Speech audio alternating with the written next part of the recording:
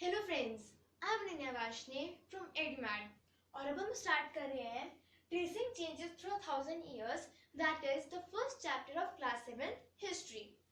तो पहला टॉपिक है चेंजेस इन द कार्टोग्राफी। इसमें कुछ फिगर्स हैं, इसीलिए ये मैं आपको प्रेजेंटेशन फॉर्म में पढ़ाने वाली हूँ। तो पहले वो देखते हैं टॉपिक। ओके फ्रेंड्स, तो अब हम स्टार्ट कर रहे हैं चेंजेस इन द कार्टोग्राफी से। तो आप यहाँ पे एक मैप देख सकते हैं, इससे मैं मार्क कर रही हूँ एज अ मैप 1। ओके, ये है हमारा मैप 1 जो यहाँ पे भी लिखा हुआ है। ठीक है, सो ये जो मैप 1 है इसमें हमारा सब कॉन्टिनेंट इंडिया जो है वो दिखाया गया है। ये मैप हमारे अरब जोग्राफर, मतलब जोग्राफर वो होता है जो अर्थ की जो जोग्राफी होता है उसे स्टडी करता है। तो ये मैप अरब जोग्राफर अल-इदरीसी ने लिखा था 1154 सीई में।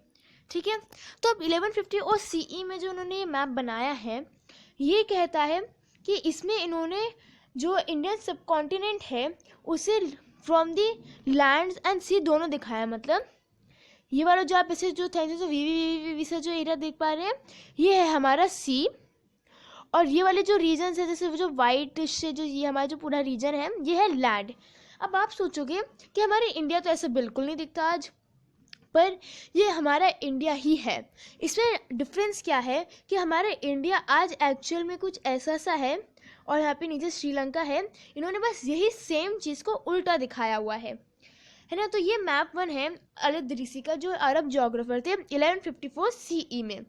इन्होंने डिटेल्ड मैप बनाए, पर इसी की तरह 1720s में एक फ्रेंच कार्टोग्राफर थे। कार्टोग्राफर वो पर्सन होता है जो मैप्स बनाता है। तो फ्रेंच कार्टोग्राफर थे, उन्होंने क्या किया था, एक ऐसा मैप बनाया था। I know you can clearly see the difference कि इसमें बिल्कुल वैसा ही दिखाया है जैसे आज है। तो देखा दोनों ये भी सेम ही जगह दिखा रहा है, ये वाला मैप और ये वाला मैप भी सेम ही जगह दिखा रहा है। पर बस डिफरेंस क्या है, डिफरेंस इतना है कि एक अरब जोग्राफर ने 1154 सीई में बनाया था और एक फ्रेंच कार्टोग्राफर ने 1720s में बनाया था।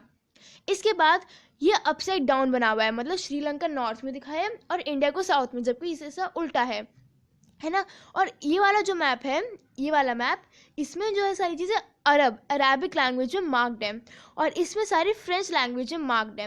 अगर आप इसे ध्यान से देखोगे तो यहाँ पे लिखा है गोल्फ एरिया बंगाल, जिसका अगर हम थोड़ा सा अपने इंग्लिश में ट्रांसलेट करें तो ये आता है बे ऑफ बंगाल। और यहाँ पे इंडिया को लिखा गया है इंदेश, और इसमें अलग अलग हमारे प्लेसेस भी हैं। जैसे जब अब जैसे वेल नोन प्लेस जैसे कनौज है उत्तर प्रदेश में है, तो इस मैप में कनौज के नाम से इसमें लिखी गई है ना। और मैप 2 जो है, देखो मैप 2 है ये वाला, दिस मैप जो यहाँ पे सामने खुला हुआ है आपके, ये है मैप 2। और जो मैप 1 है ये वाला जो मैप 1 है, इन दोनों के बनने के डिफरेंस में सिर्फ 600 साल है। मतलब ये जब मैप बना था ये वाली मैप, इसके 600 साल बाद ही ये मैप बन गई थी। तो आप देख सकते हैं कि 600 साल में कितना बड़ा डिफरेंस आया था कार्टोग्राफी में, है ना। अब ये आप ये सोचोगे कि ये वाला फेमिलियर है ज़्यादा, क्यों? अब आप देखोगे कि इस मैप में इस वाले मैप में जो कोस्टल एरियाज है वो बहुत ही डिटेल्ड मार्क्ड है ना। जो सेंट्रल एरिया है वो थोड़ा सा कम मार्क्ड है, पर कोस्टल एरियाज बहुत ही डिटेल्ड मार्क है। क्यों इतने डिटेल्ड मार्क क्यों है? ये इतने डिटेल्ड इसीलिए मार्क है क्योंकि यहाँ पे जो यूरोपियन सेलर्स थे वो ये वाला मैप यूज़ करते थे, है ना। और ये वाला जो मैप था ये अरब सेलर यूज़ करते थे। अब आप सोचो कि इन्होंने उल्टा क्यों बनाया। उल्टा बनाने का एक रीज़न ये हो सकता है कि हो सकता है वो अरेबिया, मतलब जो अरेबियन, अफ़गानिस्तान, तजाकिस्तान, तुर्कमेनिस्तान अलग अलग जगहों से आ रहे हो। तो हो सकता है जब वो इस जगह से आ रहे हो तो उन्होंने इंडिया को उल्टा व्यू किया। और जबकि जो फ्रेंच वाले जो होंगे वो हो सकता है अलग अलग जगहों से फ्लोट करते हुए आ रहे होंगे। आपको तो पता ही है जो पोर्चुगीज़ थे, वो यहाँ पे गोवा में आए थे, मतलब वो यहाँ से यूरोप से घूमते हुए यहाँ पे आए थे। तो उन्होंने इंडिया को इस तरह से देखा हो, इसीलिए उनको जैसे दिखा था उन्होंने वैसा बनाया। और यहाँ पे जो फ्रेंच कार्टोग्राफर्स थे उनको ऐसा दिखा।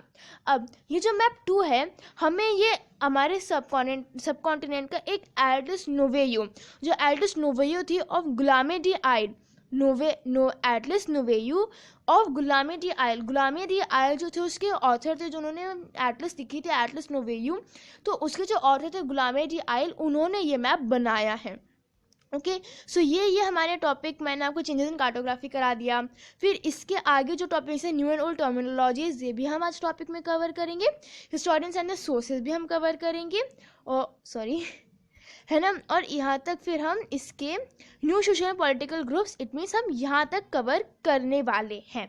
ओके और बस इतना ही है। इस पार्ट में हम यहीं तक ही कवर करेंगे। मैं आपको पढ़ाने वाली हूँ आगे, तो ट्यून रहिएगा। और इसके आगे के जो टॉपिक्स हैं, जैसे यहाँ इस पेज का ये जो टॉपिक है एंड रिलीजन एंड एम्पायर का, हम अगले अपने मॉड्यूल में कवर करेंगे। तो आगे के टॉपिक्स, आई होप आपको वो टॉपिक एकदम क्लियर हो गया होगा। सेकेंड टॉपिक है न्यू एंड ओल्ड टर्मिनोलॉजीज। तो सबसे पहले देखते हैं कि टर्मिनोलॉजीज का मीनिंग क्या होता है। टर्मिनोलॉजीज मतलब किसी थिंग, ऑब्जेक्ट, प्लेस, पर्सन को हम किस तरह से डिस्क्राइब कर रहे हैं, फिर वो वर्ड का हम कौन सा यूज कर रहे हैं उसे डिस्क्राइब करने के लिए। For example Hindustan.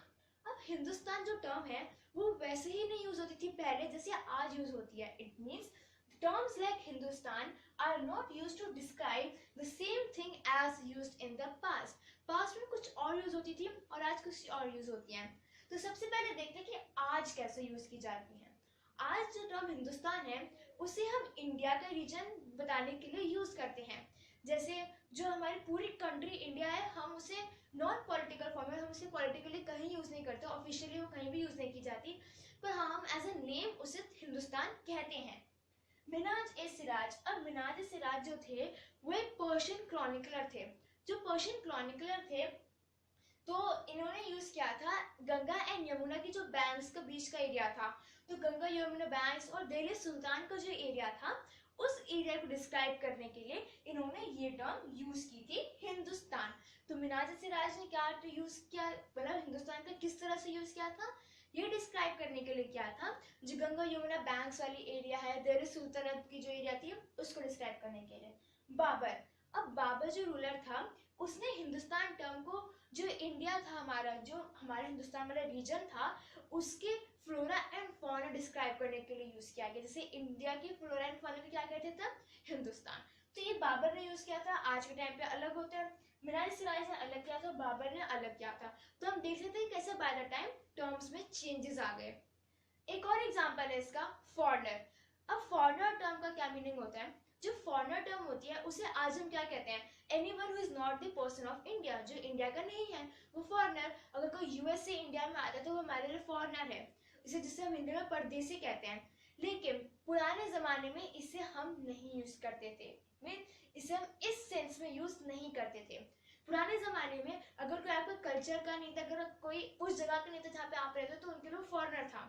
अगर हम आज की लोकेशन का एग्जांपल यूज जमाने के लिए, कि अगर कोई मुंबई का पर्सन अगर दिल्ली में आता है तो हमारे लिए वो फॉरेनर होता उस टाइम के अकॉर्डिंग, पर आज के टाइम पे वो हमारे लिए एक इंडियन ही होता। उस टाइम पे एक फॉरेनर जो परदेसी कहलाते थे, तो जो परदेसी थे उनके लिए क्या था, अगर कोई उनके कल्चर का नहीं है, अगर कोई विलेज ड्वेलर जो है वो किसी सिटी ड्वेलर से मिलता है, कोई अगर विलेज ड्वेलर किसी सिटी ड्वेलर से मिलता है, तो उसके लिए वो दोनों एक दूसरे के लिए परदेसी हुए, एक दूसरे के लिए फॉरेनर हुए। हिस्टोरियंस एंड देयर सोर्सेज, इस टॉपिक को भी हम कवर करते हैं। So let us move to the next topic.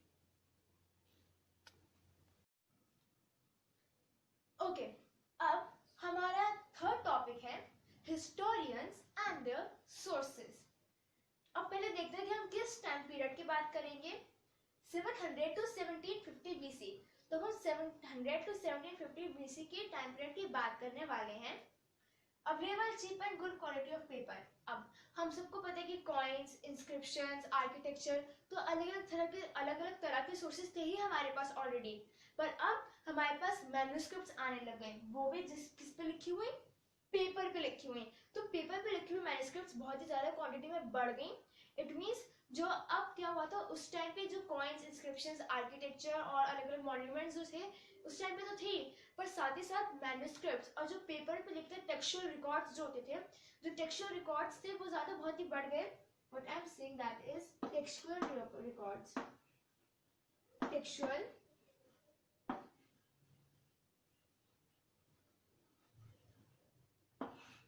जो टेक्सचुअल रिकॉर्ड्स थे वो बहुत ज़्यादा इंक्रीज हो गए थे, बहुत ही रैपिडली बढ़ गए थे कि पहले कहाँ, जो पुराने इस टाइम पीरियड से पहले की बात है कि कहाँ पे बहुत ही रेयरली टेक्सचुअल रिकॉर्ड्स मिलते थे, पर अब बहुत ही रैपिडली और बहुत ही अच्छे खासे अमाउंट में टेक्सचुअल रिकॉर्ड्स बढ़ गए। और अब क्या होने लगा कि जो होली टेक्स्ट जो लिखते थे लोग, उन्हें जो पेपर में मैन्युस्क्रिप्ट्स के फॉर्म में लिखते थे, तो जब लोगों को पेपर की इंपॉर्टेंस समझ में आने लगी, जब उन्हें लगा कि हम पेपर को यूज कर सकते हैं, तो पेपर बहुत ही ज़्यादा अवेलेबल होने लग गया, बहुत ही चीप अमाउंट में, बहुत ही चीप अमाउंट में लोग यूज करने लगे और क्वालिटी पेपर की बढ़ गई। अब लोग मैन्युस्क्रिप्ट्स लिखे जा रहे हैं, होली टेक्स्ट लिखे जा रहे हैं, क्रॉनिकल्स लिखे जाते हैं। अब वो लिखे ही जा रहे हैं, तो उन्हें स्टोर कहाँ किया जाता था कि अब मान लो एक ही पर्सन ने 10-15 टेक्सचुअल रिकॉर्ड्स लिख दिए, तो उन्हें रखे कहाँ उन मैन्युस्क्रिप्ट्स को, उन क्रॉनिकल्स को हम रखे कहाँ? तो जहाँ पे वो मैन्युस्क्रिप्ट्स और क्रॉनिकल्स रखे जाते थे, उन जगहों को हम कहते थे आर्काइव्स। अब जो आर्काइव्स होती थी वहाँ पे मतलब अगर कोई कुछ लिखता भी है, तो अगर किसी ने लिखा तो वो आ गया, फिर उसके ऊपर हमने कितने सारे रिकॉर्ड्स रख दिए, तो हो सकता है कुछ तो दब जाती थी उनके नीचे, और दब जाती थी तो मिलती ही नहीं थी हमें कि वो वहाँ पे आज भी रखी हुई है क्या। ऐसी सालों पुरानी आर्काइव्स बनी हुई हैं, लाइब्रेरीज बनी हुई हैं, जिनमें हो सकता है कुछ ऐसे टेक्सचुअल रिकॉर्ड्स हमें अभी तक ना मिले हो, पर हाँ अभी भी हिस्टोरियंस और आर्कियोलॉजिस्ट बहुत रिसर्च कर रहे हैं कि पास्ट कैसा होता था। पर हाँ हमें इतनी इन्फॉर्मेशन मिल गई है कि जहाँ पे इन टेक्सचुअल रिकॉर्ड्स को स्टोर किया जाता था, उन जगहों को हम कहते थे आर्काइव्स। अब आते हैं स्क्राइब्स। अब हम सबको पता है कि उस टाइम पे प्रिंटिंग प्रेसेस तो होती नहीं थी, है ना। अब प्रिंटिंग प्रेस तो होती नहीं थी उस टाइम, तो अगर मान लो मैंने एक बुक लिखी है, मान लो मैंने एक क्रॉनिकल लिखा है और मैं चाहती हूँ कि उसे और लोग भी पढ़े, तो ये नहीं कि एक ही क्रॉनिकल से सब लोग पढ़ लेंगे, मुझे वैसे और चाहिए। तो उनको जो काम करते थे, जो स्क्राइब्स जो थे, वो क्या करते थे कि मेरे जो क्रॉनिकल है वो उसे कॉपी करके लिख दिया करते थे। कि मान लो मैंने अगर लिखा है दैट, अगर मैंने कुछ भी सेंटेंस लिखा है तो वो उसे लिख दिया करते थे। पर अब अगर मैं बात करूँ कि अब कोई अलग अलग तरह के जो स्क्राइब्स होते थे, वो अपने अकॉर्डिंग चेंजेस ले आया करते थे क्रॉनिकल्स में। अब जैसे मान लो मैंने कुछ लिखा है, मैंने कुछ अलग सेंटेंस लिखा और फिर उसको चेंज करके किसी और ने कुछ लिख दिया। एग्जाम्पल लेती हूँ, अगर आप कभी कभी अपने स्कूल में फ्रेंड, अपने किसी फ्रेंड, स्कूल फ्रेंड से बोलते हो कि आज हमने क्लास में क्या कराया था, उसका काम भेज दो, तो वो क्या करेगा, आपको फोटो भेजेगा। तो हो सकता है उसकी राइटिंग ऐसी हो कि आपको समझ ही ना आए, कभी कभी ऐसा भी होता है, या फिर हो सकता है आपको समझ में आ जाए तो आपसे कि मैं उसका एज इट इज ना लिखूं, उसमें कुछ अपने चेंजेस बना के अपना आंसर बना के लिखूं, है ना। तो ऐसे में क्या होता है, जैसे मान लीजिए ओरिजिनल तो उसने लिखा था आपके फ्रेंड ने, पर आपने उसे कॉपी करके अपने चेंजेस ला दिए उसके अंदर। यही सेम काम होता था स्क्राइब्स का। प्रिंटिंग प्रेस नहीं होते थे, इसीलिए स्क्राइब्स मैन्युस्क्रिप्ट्स को कॉपी कर दिया करते थे। अब अलग अलग चेंजेस तो आते ही थे। अब मान लो मेरे फ्रेंड ने तो अच्छी अच्छी राइटिंग में लिखा है, पर मैं जल्दीबाजी में कुछ भी गंदी सदी राइटिंग में लिख दिया। तो ऐसे ही एक हमारे पास अरेबिक लैंग्वेज का एग्जाम्पल है, नास्तक एंड शिकास्ते।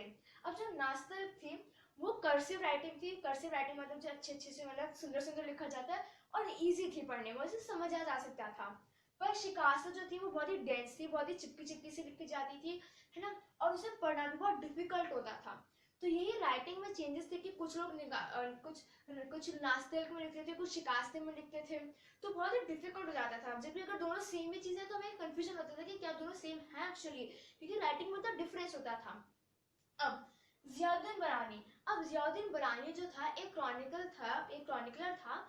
उसने अपने क्रॉनिकल लिखी थी 1356 में। उसने अपनी पहली क्रॉनिकल लिखी थी 1356 में, और फिर उसने उसका सेकेंड पार्ट भी रिलीज किया था, जो हमें आई थिंक से कुछ 19 से तो पता ही नहीं था। पर जब हमें पता चला तो ये पता चला कि जो जियाउद्दीन बरानी था उसने अपनी पहली क्रॉनिकल तो 1356 में निकाली, पहली क्रॉनिकल 1356 में निकाली, और उसकी जो दूसरी थी उसके 2 साल बाद आई थी। और वो लाइब्रेरीज और आर्काइव्स में इतनी दब गई थी कि हमें पता ही नहीं चला कि उसकी कोई दूसरी क्रॉनिकल भी बनी थी। तो पहले बनी थी 1356 में और दूसरी उसके सेकेंड ईयर्स बाद बनी थी। अब हम ये क्यों नहीं कह रहे कि वो 1358 में बनी थी, क्योंकि वो हो सकता है सेकेंड ईयर में हो सकता है कि मतलब वन मंथ 11 मंथ से बन गई हो, तो 1 ईयर 11 मंथ्स में बन गई हो। तो हम ऐसा फिक्स नहीं कर सकते कि वो 1358 में ही आई थी। ये हो सकता है वो 1359 में आई हो, ये हो सकता है 1357 में आई हो। पर हाँ, हम उसकी क्रॉनिकल की कंडीशन देकर समझ सकते हैं कि उसके 2 साल बाद आई थी। ठीक है, तो ये था हमारा topic historians and the sources का। सबसे पहले रिकैप करा रही हूँ, हम इस बुक में रफली 700 टू 1750 BC का पढ़ेंगे। पेपर बहुत ही अवेलेबल हो गया था, लोगों ने पेपर पे टेक्स्ट लिखने शुरू कर दिए थे, आर्काइव्स बनने लगे जहाँ पे मैन्युस्क्रिप्ट्स रखी जाती थी, स्क्राइब्स और मैन्युस्क्रिप्ट्स को कॉपी किया करते थे ताकि और भी उन्हें पढ़ सके और उनकी वैरायटी बढ़ जाए। और जियाउद्दीन बरानी ने अपनी पहली क्रॉनिकल लिखी थी 1356 में, पहली क्रॉनिकल लिखी थी 1356 में, और दूसरी उसके 2 साल बाद लिखी थी। सो ये वाला टॉपिक कंप्लीट हो गया। Now let's move to the next topic.